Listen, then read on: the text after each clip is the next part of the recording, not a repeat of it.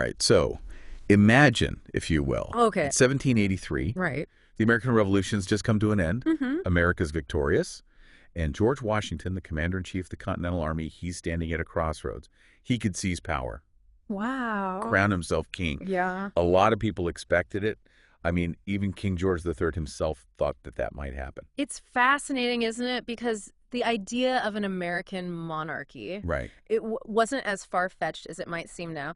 At the time, a lot of people believed that a republic, Yeah. it just wouldn't work. In a nation as big and as diverse as America, they thought they needed a king. Great. A king as a symbol, as a stabilizing force. So the question is, why didn't he? I mean, think about it.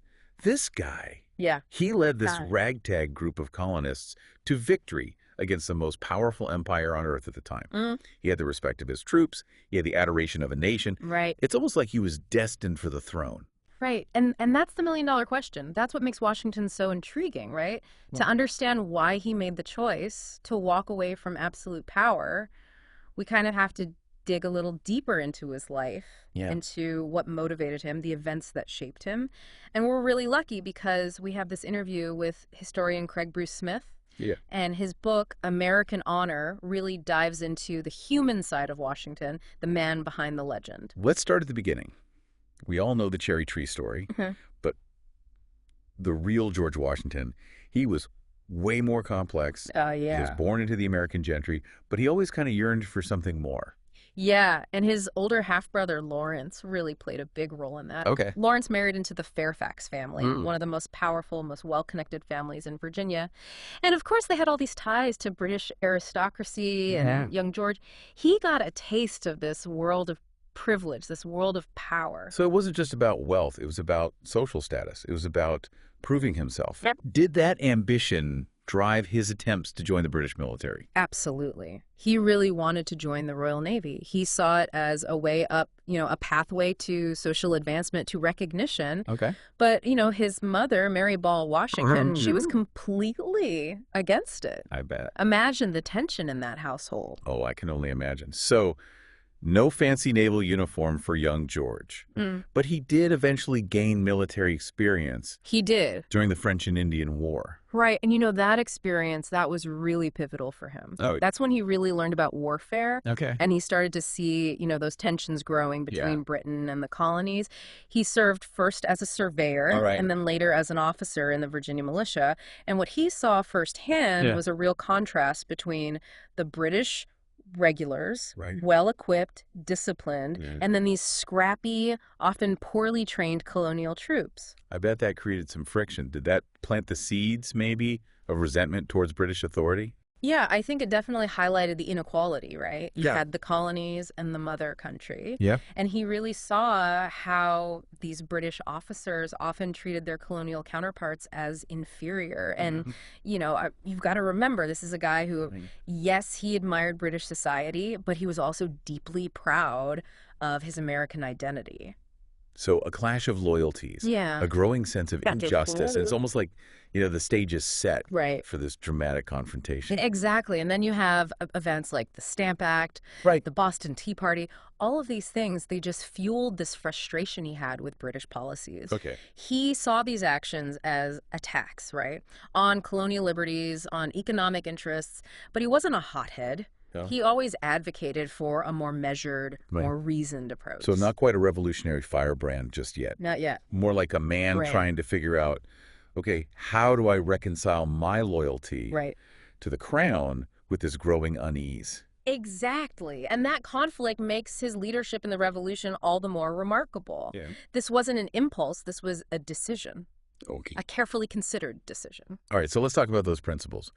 When the war finally breaks out, did Washington hesitate at all to take command of the Continental Army? He claimed to be reluctant. Okay. He said he wasn't up to the task, but his actions, they speak louder than words. I mean, he shows up at the Second Continental Congress Right. in full military uniform. It's a gesture. A statement. That's like saying, I'm here. Yeah. I'm ready. Let's do this.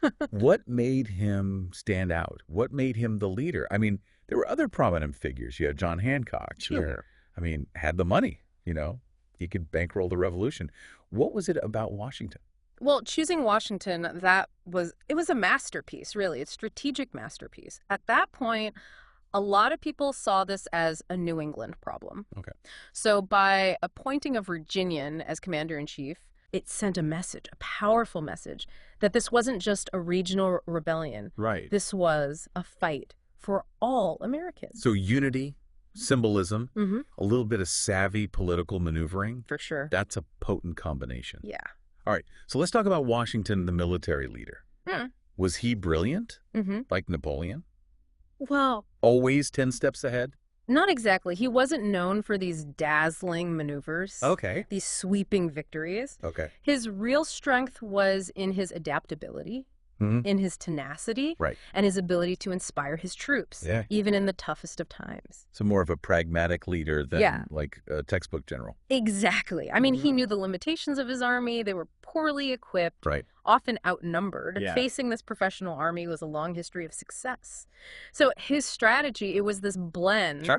of traditional European tactics and what we might call today hybrid warfare. Hybrid warfare. That sounds interesting. So, think about it as a combination of conventional battles, Okay. but then also guerrilla tactics. Okay. Washington knew he had to be flexible.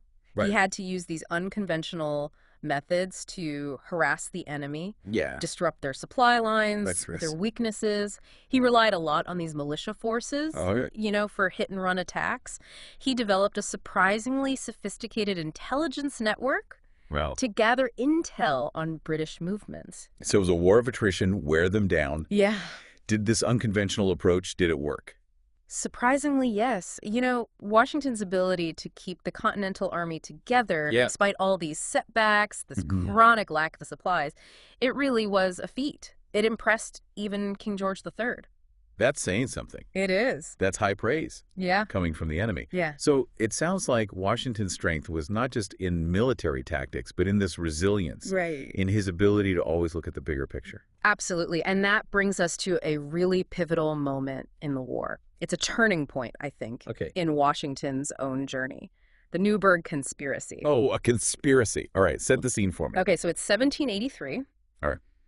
The war is winding down, but the Continental Army, they haven't been paid in years. Oh, wow. They're facing this uncertain future. There's no guarantee of pensions, Right. no compensation for their sacrifices. Mhm. Resentment is brewing. People are starting to whisper about mutiny. Okay, so it's a powder keg Yeah. ready to blow. Where's Washington in all this?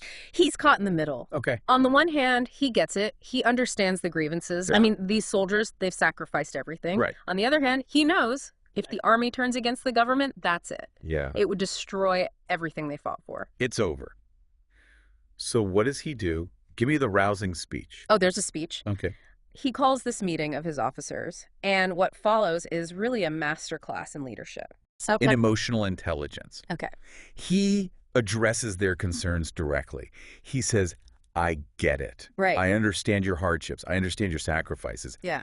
But he reminds them their duty is to uphold the principles of this new nation. I can just picture, this room full of these officers and Washington standing there Yeah. trying to appeal to their sense of duty, to Yeah. their patriotism. Right. And then what does he do?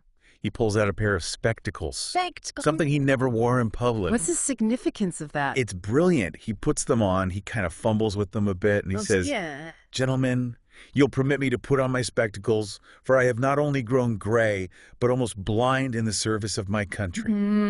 Wow, that's powerful. Right. So he's not just reminding them of his sacrifice, he's making them feel seen. Exactly. It work. It's electrifying. Right. The room changes. You have these officers. They fought alongside him. Through everything, and suddenly they remember the man behind the uniform.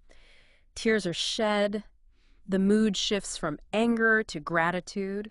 It's a mic drop moment. So the mutiny's averted, but what happens next?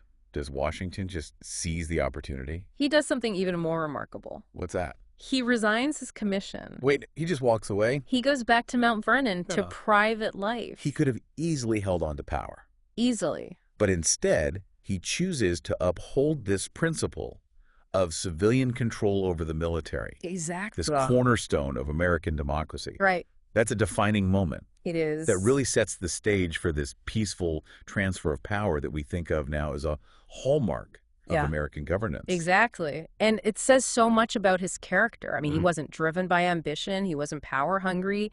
He believed in these ideals. Yeah. And he was willing to put those ideals above his own interests. It's hard to imagine a leader doing that today. Isn't it? So Washington, the reluctant hero, the man who could have been king, chooses to step back into the shadows. But this isn't the end of his story, is it? Oh, no. America's experiment, it's just beginning. Right. And Washington's role in shaping this new nation, it's far from over. But we'll delve into that in the next part of our deep dive. You heard it here first, folks. We're uncovering the life and legacy of George Washington. Right. The man who could have been king, but chose to build a nation instead. Stick with us. We got a lot more to uncover. So you have Washington back at Mount Vernon, trying to enjoy the quiet life, a simple planter, but it wasn't meant to be. I bet retirement didn't really suit him. Not for long. He was a man of action. Yeah. So what pulled him back into politics? Well, the new nation was struggling under the Articles of Confederation. It was a very weak central government, almost more like an alliance of independent states than a unified country. And there were all these problems. Economic problems, trade disputes, you even had states fighting with each other. Wow. It was clear that something had to change. So they needed a strong leader. Yeah. Someone with experience, someone with credibility to guide the nation through this. Yeah. Enter George Washington. Right on cue. When delegates from the states met in Philadelphia for the Constitutional Convention in 1787, there was really only one man who could lead it. I can just imagine him walking into that room. Yeah. The weight of history on his shoulders. Right. The fate of the nation hanging in the balance. Absolutely. Talk about pressure.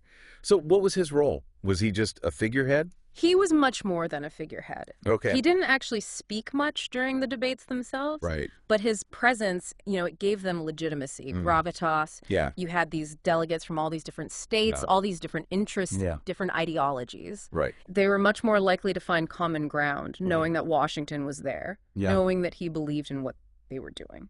So he embodied that spirit of unity they were striving for. Yeah. Did he have any specific ideas about how this new government should look?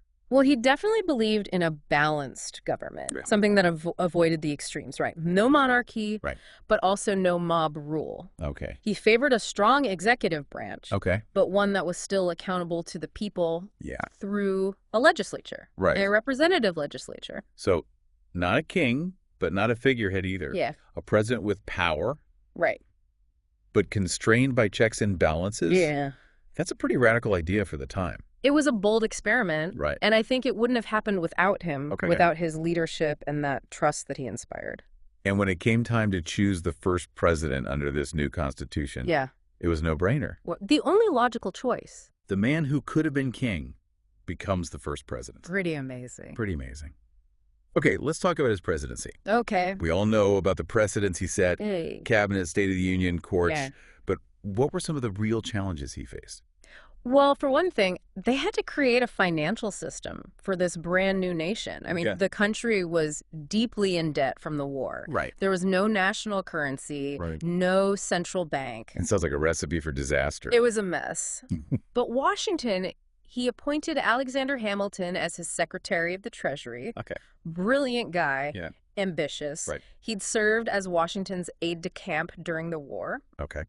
And Hamilton, he came up with these really bold reforms, including a national bank and the assumption of state debts by the federal government. That sounds like it would be pretty controversial. Oh, it was. It caused a huge rift. You had Thomas Jefferson, James Madison. They were fiercely opposed to it. They worried it would give too much power to the federal government at the expense of states' rights. Remember those cabinet meetings we talked about? This is where these tensions really played out. So Washington's caught in the middle of this battle. Hamilton and Jefferson. Federal power versus states' rights. How does he navigate that? Well, He listened to both sides, Okay. carefully weighed the arguments, Yeah. and in the end, he sided with Hamilton. Okay. He believed that a strong federal government was absolutely essential Right. for the country's stability and for its future prosperity. That took courage That did. to make that decision, knowing he was going to alienate some of his closest allies. Yeah. What other challenges did he face? Well, one of the most defining moments of his presidency came in 1793 Okay. when the French Revolution broke out. Right. Remember that Treaty of Alliance France and the U.S. had signed during the American Revolution? Yeah. Well, the French, they expected America to help them out, Darn to right. return the favor. Yeah. It put Washington in a really tough spot. Honor the alliance or prioritize the interests of this young nation. It was a huge test of his leadership. Right. He knew that getting involved in a European war would be a disaster. Right. I mean, America was still trying to find its footing on the world stage. So what did he do? He issued the Proclamation of Neutrality, Okay. declaring that the United States would stay neutral in the conflict between France and Great Britain. I imagine the French were not happy. They were furious. Yeah. They felt betrayed. Yeah. They said America was abandoning the very principles of liberty they'd fought for together. Right. But Washington, he stood firm. Okay. He said that America's survival depended on staying out of these European entanglements. That was bold. Like A what? real Declaration of Independence. Yeah, you did say In its own right. Yeah, Did this decision have a lasting impact on foreign policy? I think it did. It set a precedent Okay. that shaped American foreign policy for generations. Wow. It was the beginning of this idea of American exceptionalism. Okay. The belief that America had this unique destiny separate from the power struggles of Europe. So Washington's not only building this new government, Right. he's also defining America's place in the world. Exactly. Talk about a visionary. It's pretty remarkable. All right, so fast forward to the end of his second term. Okay. This is where he cements his place in history Yeah. by stepping down Right. voluntarily. This is arguably his greatest legacy. Okay. He could have stayed in power Yeah. easily, especially with his popularity, Right. but he truly believed in a peaceful transfer of power. Mm-hmm. He wanted to set an example for Yeah. future leaders Right. to show that democracy isn't about holding on to power. Right. It's about serving the people and then stepping aside gracefully. It's hard to imagine any leader doing that today. It's a different world. That's what makes Washington's choice so extraordinary. It really is. He understood that true leadership isn't about personal ambition. Yeah. It's about serving the greater good, Right. even if it means sacrificing your own power. Absolutely. Before he stepped down, he delivered his famous farewell address. Yeah. What were some of the key things he wanted to say to the nation? Well, he warned about political factions. Yeah. He said these partisan divisions would weaken the nation from within. Yeah. He cautioned against foreign entanglements. Right. He urged America to chart its own course. Yeah. And he really stressed the importance of unity. Right. He reminded Americans that their strength was in their common purpose and their shared ideals. It's amazing how relevant those warnings still are today. Isn't it? It's like he had a premonition Yeah. of the challenges we face now. Political polarization, global conflicts, Yeah. threats to democracy. I think it speaks to his understanding of human nature Yeah. and this fragility of democracy. Right. You know, he knew that these forces, division, ambition, all these external pressures, Yeah. they'd always be there. Right. And it would take constant vigilance Yeah. and this commitment to shared values to keep them in check. I think you're right. So his farewell address, it wasn't just a goodbye. No? It was a roadmap, Yeah. a blueprint for preserving everything he fought for. Absolutely. We've talked about Washington, the leader, the general, the president. Yeah. What about Washington, the person? Okay. Was he as serious Well, and stoic as his portraits make him seem? he definitely valued decorum and self-control. Okay. He wasn't a man of many words. Yeah. He didn't show his emotions a lot in public. Right. But beneath that reserved exterior, he was a man of deep passions. Really? Yeah, he loved to dance. He was a skilled horseman. Okay. He was fiercely loyal to his friends and family. So not a robot after all. No, not at all. A complex human being who also happened to be one of the most important figures in American history. Yeah, and I think it's important to remember that Right. we tend to put historical figures on pedestals, Yeah. but we have to remember that they were human Yeah. with flaws, Yeah. contradictions, Yeah. just like us. It makes their accomplishments even more impressive, It does. knowing that they weren't superhuman, Right. that they achieved all this through their choices, Yeah. their determination, Yeah. their belief in something bigger than themselves. I think that's what makes Washington's story so powerful. Yeah, It's a story about human potential, right. about character, about putting your principles above your ambitions. It's a story that continues to inspire Yeah, even centuries later. it does. But we're not quite done with our deep dive into Washington's life and legacy. And no, we're not. In the next part, we'll explore the lasting impact of his choices and the lessons his story holds for us today. So we've spent the last couple parts of this deep dive exploring George Washington's life, We have. from, his ambitious youth to this reluctant presidency, Right. to an even more reluctant retirement. It's been quite a journey. It has. And it's kind of left me wondering, Yeah. what makes his story resonate Yeah. even today, centuries later? Right. Is it the military victories, the political maneuvering? Or is it something more, something about his character that goes beyond just... I think it's a bit of everything. I Yeah. mean, he was a man of action. He was a skilled leader, Yeah. a shrewd politician. But I think what really sets him apart Yeah. is this incredible commitment he had to principle. Yeah. His willingness to put the country's needs above his own ambitions. I mean, that's rare in any era, Right. but it was especially remarkable in the 18th century. It's like he set this standard for leadership that's almost impossible to reach, Yeah, it's a high bar. We've talked about the precedents that he set for American governance, Mm-hmm.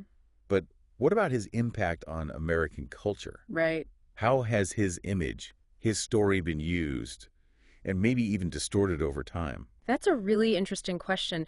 Washington has become this almost mythical figure, Right. a symbol of virtue, strength, patriotism. His image is everywhere, Yeah. on monuments, on money, on postage stamps. It's true. But I think that very ubiquity can lead to, a flattening of his character, a Mhm. simplification of his complexities. It's like we've turned him into this marble statue, Yeah. this perfect icon, and we've lost sight of the human being, the Mhm. man who struggled with doubts and had to make these really tough choices Right. and ultimately sacrificed his own comfort for something bigger. Yeah. It's important to remember he wasn't a saint. Yeah. He was a man of his time. He owned slaves. Mm-hmm. He could be ruthless in war. Right. He wasn't always right. No, but he tried to live by this code of honor, Right, to right. make decisions he thought were best for the country, even when they were unpopular. And that's a pretty powerful legacy. It is. Not just the specific achievements, Yeah. but the example that he set. The reminder that leadership Right. is about character, about integrity, about serving something larger than yourself. I think that's a message that's really relevant today Yeah. in a time when, trust in institutions is declining Right. and political discourse is so polarized. Yeah. We need leaders like that We do. who embody those values. Right. It's like his story offers a roadmap Uh, for navigating these challenges that we're facing. It's a guide. Threats to democracy, the rise of extremism, this erosion of civility. It reminds us we can overcome those things. Right. But it takes leadership. And it takes an engaged citizenry, right? Absolutely. A public that expects more, Demands more. demands more from its leaders, Right. holds them accountable, Yeah. and actively participates. Engaged. Yeah, engaged. Yeah. So it's not enough to look back on Washington and just think, wow, what a guy. Right. It's about taking inspiration from him Yeah. and applying those lessons to the challenges that we're facing now. Exactly. We started this deep dive with the question of why Washington walked away from absolute power. We did. I think we found our answer, haven't we? I think we have. It wasn't just humility. It wasn't a lack of ambition. I think it was a deeper understanding of what leadership really means. True power isn't about having a crown or a title. It's about the ability to inspire people, to Yeah. unite them, to create something that's going to last. And that's a legacy worth striving for. It is. I think whether you're talking about presidents or CEOs or just everyday people trying to make a difference in their community. Yeah, I think Washington would be proud Yeah, to know that his story still inspires us to be better. to do better, To do better, yeah. to build a better world. Exactly. Well, I think we've reached the end of our deep dive I think so too. into George Washington. It's been a fascinating journey, hasn't it? It has. Exploring this really complex figure who had such an impact on America's identity. If you're as fascinated by Washington as we are, I highly recommend checking out Craig Bruce Smith's book, American Honor. Absolutely. It's a great read. It's a really fascinating look at the ethics and the triumphs of the Revolutionary era. And if this deep dive has piqued your interest in other historical figures or events, make sure you subscribe to the podcast. We do. We've got so many more thought-provoking deep dives coming up. Until next time, keep exploring, keep questioning, Keep diving deep. and keep diving deep.